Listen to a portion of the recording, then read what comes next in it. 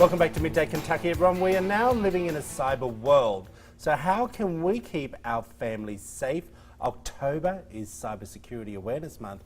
Here is George Insko to tell us more about how to keep ourselves safe. Now, where do we start, my friend? Like, seriously.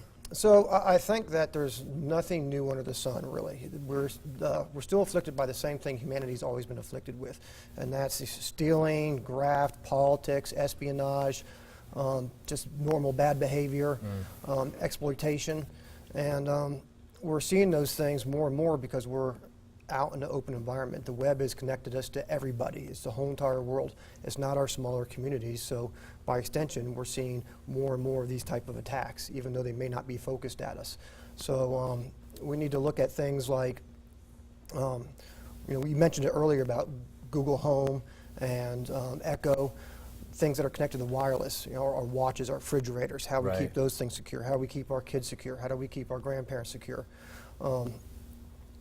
Those are the basic things that we're worried about on any given day. Exploitation, cyberbullying. Right. Did you say fridges just then? Fridges, yeah, sure. They've got the iPads in them now. Yep, gosh. Yep.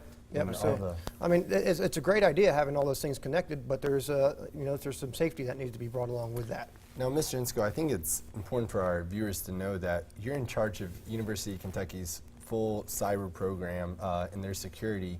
But I think that everybody does kind of think, talking about the kids, and not just college students, but even younger children. How do we protect those kids and really ourselves? Sure. So, it's not only our kids, and it's not just our young kids, but it is our college students, because sometimes they go off unprepared and aren't prepared to deal with the threats that they see or some of the things that happen.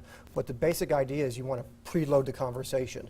Back in the 80s and 90s when we were growing up, our parents always, usually the parents would tell us, if you're drinking and driving, call us and come pick us up. Right. It's the same exact idea with having availability of being on a computer screen. We want to set the norms. We want to talk to them about the appropriate behavior, what they should see.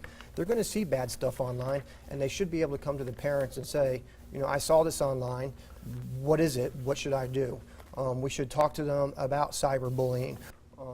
What it looks like, how it feels. We should talk about cyber extortion. If someone asks them to take a picture and send it to them, is that appropriate behavior for your family? For some families that may be okay. Right. All right. Well, I think the really important thing is what are some of the common mistakes we're making?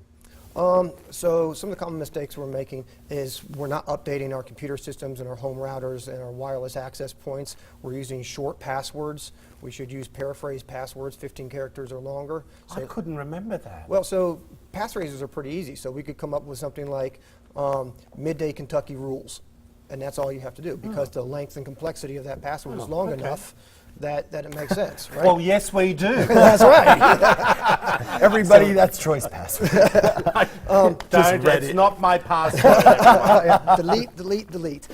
So the other things we can do is use passwords for separate sites. So use a different password for your banking account and your financial records than your social media account. So if one gets compromised, the other does not. Okay, I want to jump in because I actually had this complaint. I was on a RTA site in Australia, and I'd forgotten my password, and someone said to me, there's an app that stores all your passwords. Yes, password manager. What do you think of that? I think it's a brilliant idea. You should definitely use it. Everyone should have that? Yes, I would strongly recommend using a password manager as long as you're using two-factor authentication. So that means you're using a phone or something else to log into that. Right. So they'll prompt you for your username and password, and then they'll send a message to your phone. So we use that technology all the time. Every time we go to an ATM, we use two-factor authentication because you have something the password and your ATM card.